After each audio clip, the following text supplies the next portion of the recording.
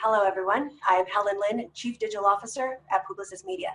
Thanks so much for joining our roundtable where we'll be talking about the identity crisis that is coming to a head in our marketing ecosystem. We have the impending deprecation of third-party cookies in the Chrome browser come 2022, and the ever increasingly restrictive Apple mobile identifier IDFA. Both we've become accustomed to relying on for efficiently delivering advertising and personalizing those ads based on consumer preferences, as well as measuring and understanding how they perform. So my guests today will offer valuable insights on the prep and tech needed to future-proof identity, as well as the important role that publishers have in what will be the new way forward. It is my pleasure to welcome Tina Moffett, Senior Analyst at Forrester for the Industry Perspective, and Jay Glogovsky, Senior Director of Revenue Analytics and Operations at New York Times, and Loch Rose, Chief Analytics Officer at Epsilon. Deprecation of the third-party cookie and disrupted access to industry IDs is a growing trend. We all know this. It is not a passing phase. And while we may have just bought a little bit more time to adjust, these policy updates are going to force major changes in how we work and require collaboration across our ecosystem that hasn't happened before. So let's start this discussion by trying to answer a simple question. What will the advertising ecosystem look like without third-party cookies and mobile ad IDs? And Tina, I'd love to start with the industry perspective first. Sure, and thank you for inviting me today. I'm really excited to share the Forrester perspective. The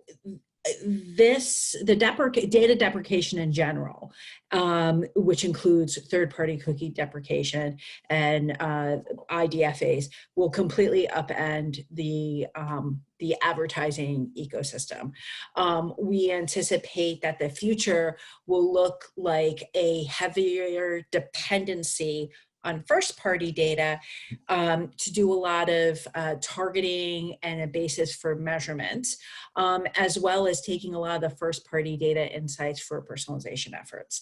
Additionally, we will see a lot more insights on an activity using contextual-based insights and behavioral preference-based insights, not at the customer level and not at that very granular level of performance, and using that for things like digital media buying, for measurement, for analysis, audience creation, and things like that. So that's what the vision will probably look like overall.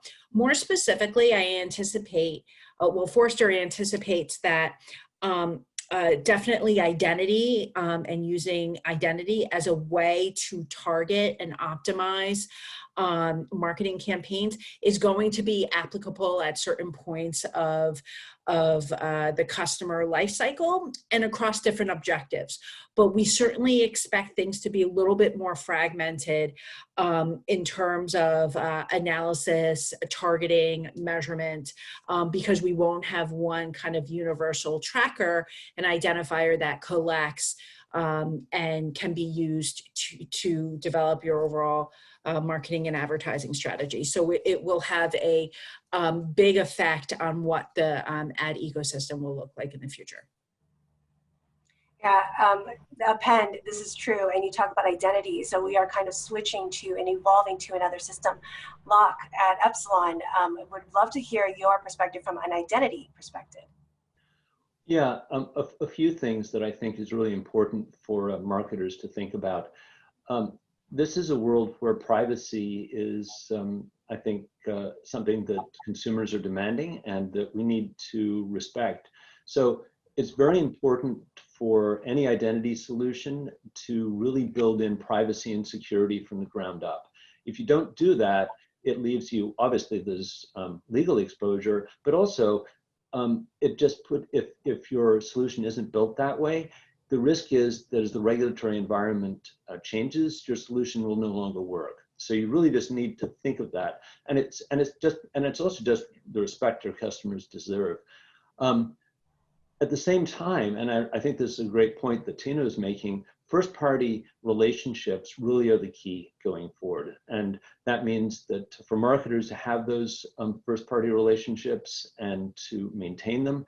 And that's true whether their customers are on their own owned properties or whether it's with publisher partners. And that means that collaboration, again, that Tina really called out, just becomes key. Another point is, so much of identity has been built on the notion of identifiers, at least in the digital world. That doesn't make sense when the identifiers are much more fragmented.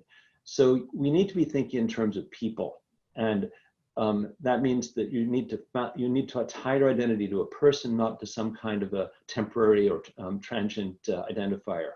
So you want to invest, I think, as a marketer in solutions that actually serve the marketer's needs.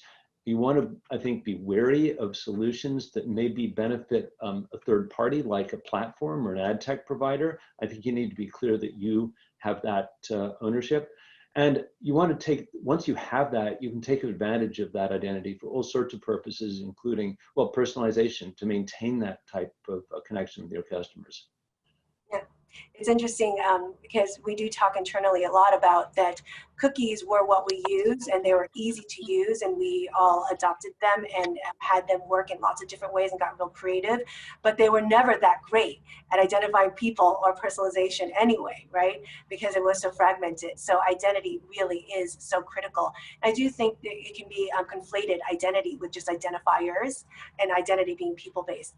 So how can marketers pivot? I mean, we hear a lot about identity solutions now, right? So what do these look like? What are the building blocks? And you know, it isn't just a technology company and the consumer that have this relationship. It really is with publishers that consumers raise their hand and say, I want more of your information, right? I come hand raised to consume your content. So Jay, would love your perspective at one of the most premium, well sought publishers there are in the world. Yeah, absolutely. And I agree with everything Tina and Loch said. This is a industry-wide challenge that's going to impact every aspect of the industry, whether you're the brand and the marketer, to the agency, to the technology, to the publisher, at the end user. You know, at the Times, we're embracing this new world. We really want to respect the privacy and the reader experience of a user at the New York Times. And we're very fortunate, as you mentioned, we're a premium publisher. We have incredible engaging relationships with our users, and they want to tell us about themselves. And so over 2 years ago, we started embracing this contextual world and also now first party audience capabilities.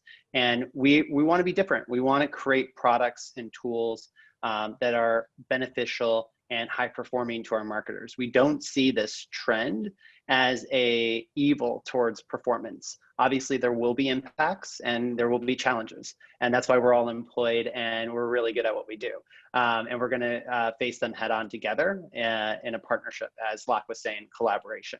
So the New York Times is investing in this and rolling out new products and capabilities for both contextual as a solution, and more importantly, our first party audience that's relying on the user telling us who they are, the person. Not to put you on the spot, Jay, and just tell us if you can't get into it, but that is such an important point. I think when we think about leaning on contextual, I think most people tend to think that that means, oh, I'm going backwards to what I used to do, and not realizing that there is a marriage of first party and data informed and contextual. Are you able to talk about any of the ways that you're thinking about at New York Times of packaging this for advertisers? Yeah, that's a great point. And we actually think about them together. We obviously know brands know their audience better than anyone else, right? And they have that partnership with the agencies to then transact on that. The Times is wanting to help inform those strategies by understanding who that audience is and where they're spending most of their time and where they're engaging, which we believe is going to compound that performance and end up in a better result in their media. And so that's been really transformational for the New York Times ad department. So it's the advertiser and the publisher coming together to serve the consumer, because they both know the person outside and the person within your environment. And then Loch, from Epsilon perspective, you know, how does this work from the technology standpoint? Well, just really to build a little bit on what Jay said, this is a real reminder that the fundamental relationship on the web is the one between the consumer and the publisher. And that relationship has been skewed, I would say, by browser technology that has allowed ad tech companies, in some sense, to hijack that relationship to some degree. And One of the sort of, I think, upsides of this is that these changes in identity and that are being implemented in browser technology really are eliminating that possibility for hijacking. Remember, the browsers are just technology platforms that allow the consumer to browse the web. They aren't inherently part of that relationship. They're just technology. So then you can think of the advertisers who are also outside that relationship, but I think a more central one. They're publisher partners that enable the publishers to monetize their inventory for advertising. That's how it should be working. Well, now the publishers actually own those first-party relationships, those first-party signals, and so marketers need to plan their identity strategies out of those around those partnerships. Epsilon has really been planning for this for years. I mean, Apple has been blocking third-party cookies by default since at least 2012, and that's a valuable audience. We built a solution for that. When Apple moved to ITP, which is going beyond blocking to actively deleting third-party cookies in 2017, we built a solution for that. And those solutions have been based on the Core Private Exchange, which is a publisher partnership based on first-party data. And technologically, we feel that's the direction to go, but it's one that I think is respectful of all the key stakeholders in the process, which is the consumer, the publisher, and the advertiser. Absolutely.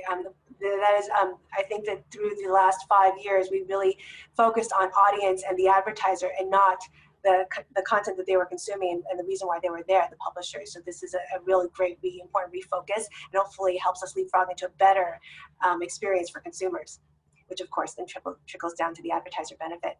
And ultimately, how will these changes impact overall marketing performance, measurement, and attribution? You know, how do brands need to prepare? I think, Jay, you mentioned that there will be a performance impact. It doesn't necessarily mean it would be bad performance impact, but it might mean it's harder to measure. Any I think that's, yeah, absolutely. And I think, you know, there will be a performance impact, and what we strongly believe is that respecting a user's privacy and embracing this new world is actually going to have benefits to our performance. The New York Times is fortunate that we're a subscription-first organization, and our readers that subscribe and register with the Times are highly engaged and come back frequently. And we believe that the information that they're sharing is only going to be more accurate and ultimately result in better campaigns for our advertisers. And we've been in the market for over 2 years with our contextual products, and now recently launching our first party, and the results have been spectacular. Brands are embracing it, and we're expecting for that to continue in the near future, and then obviously once Google moves to remove third-party cookies in Chrome. I love that. More strategic relationships, because more direct communication with publishers on what's working and less noise, perhaps. Tina, from the industry perspective, what are you hearing? Yeah. So advertisers are extremely concerned with the level of accuracy they will get from just not having access to third-party cookies. But that, like Loch has said, this has been happening for quite some time. So the measurement and marketing analytics community have been kind of preparing for this. And luckily there's other ways to measure that are just more accurate, just as accurate, even more so, and different techniques that can be used.